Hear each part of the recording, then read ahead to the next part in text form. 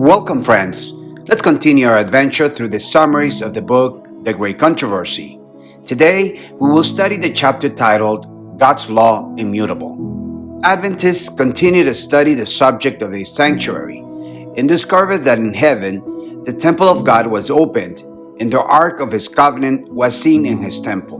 Revelations chapter 11, verse 19. In the Old Covenant sanctuary, inside the ark were the 10 commandments written by the finger of God on 2 stone tablets. They understood that what Moses had received was a copy of the divine law that governs the entire universe. Then they understood Jesus' words, "For truly I tell you, until heaven and earth disappear, not the smallest letter, not the least stroke of a pen, will by any means disappear from the law until everything is accomplished." Matthew chapter 5, verse 18. They saw that the law is a revelation of God's will, an expression of His character, and therefore must remain forever. At the heart of the Decalogue, they found the 4th commandment concerning the Sabbath as a reminder of the divine rest after the creation week. They began to examine the reasons why the first day of the week was kept instead of the day that God has sanctified, and they could find no evidence in the scriptures that the 4th commandment had been abolished or that the Sabbath had been changed. They saw, moreover, that the same message that warned the hour of judgment also indicated the need to worship Him who made heaven and earth, and the sea and the fountains of water. Revelations 14:7. These words are a clear reference to the 4th commandment. In the same chapter 14 of Revelation, the angel announces that the saints are those who keep the commandments of God and the faith of Jesus. To give honor to God as creator of heaven and earth is to take His name seriously. Without obedience to His commandments, no worship can please God. This is the love of God, that we keep His commandments. 1 John chapter 5, verse 3. To worship means to acknowledge Him as creator, and the Sabbath is a weekly reminder that points to Him as our creator. Ezekiel defines the Sabbath as a sign that you may know that I am the Lord your God. Ezekiel chapter 20, verse 20. The Sabbath is important because it recognizes us as creatures and recognizes Him as Creator. So that this would not be erased from our mind, God instituted the Sabbath in Eden.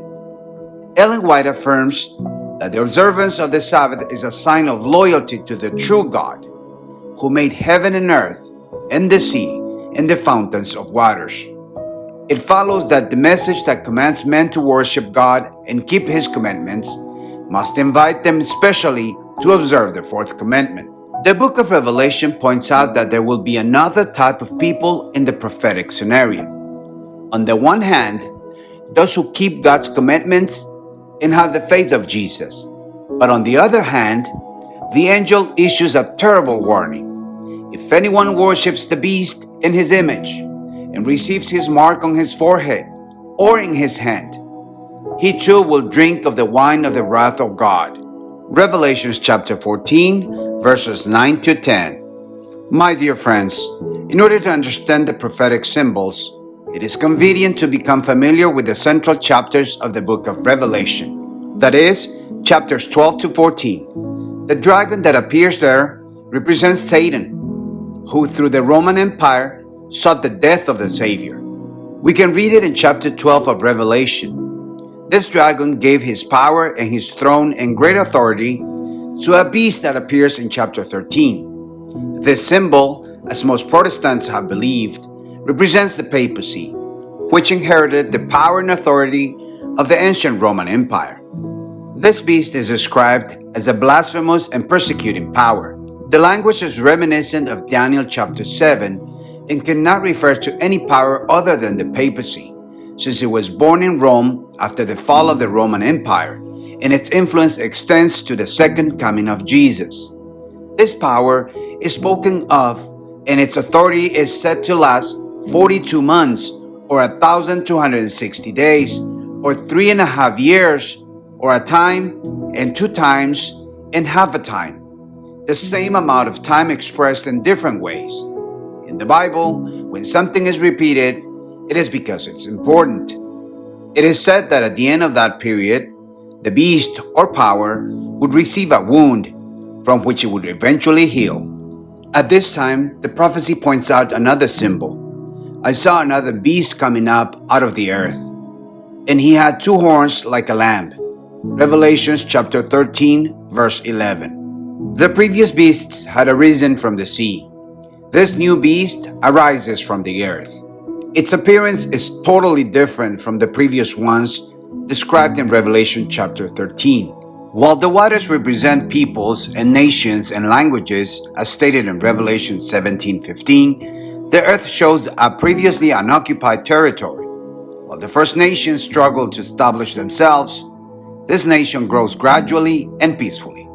Which was in 1798 the nation of the New World, whose power was then developing, so as to announce itself as a strong and great nation, capable of attracting the attention of the world? The application of the symbol admits of no doubt.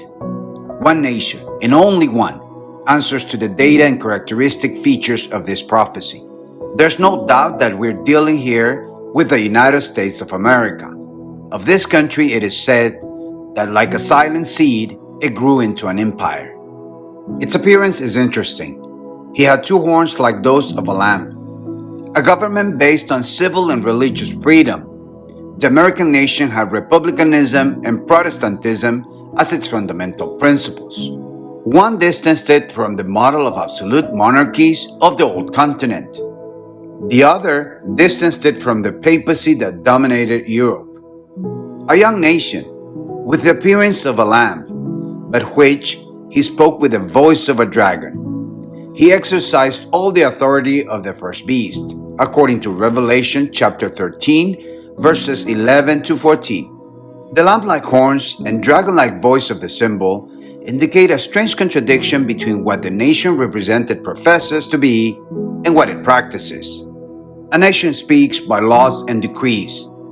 It is predicted that this nation will disavow the principles of respect for conscience and develop a spirit of intolerance by imposing by laws some observance that recognizes authority to the papacy.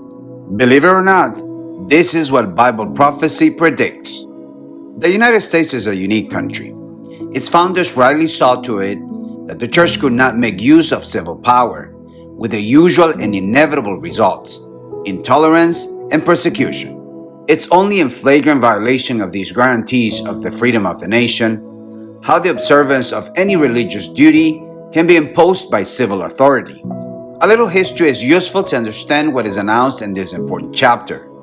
The purity of the gospel was lost as the church became corrupted in pursuits of interests no longer eternal, but temporal.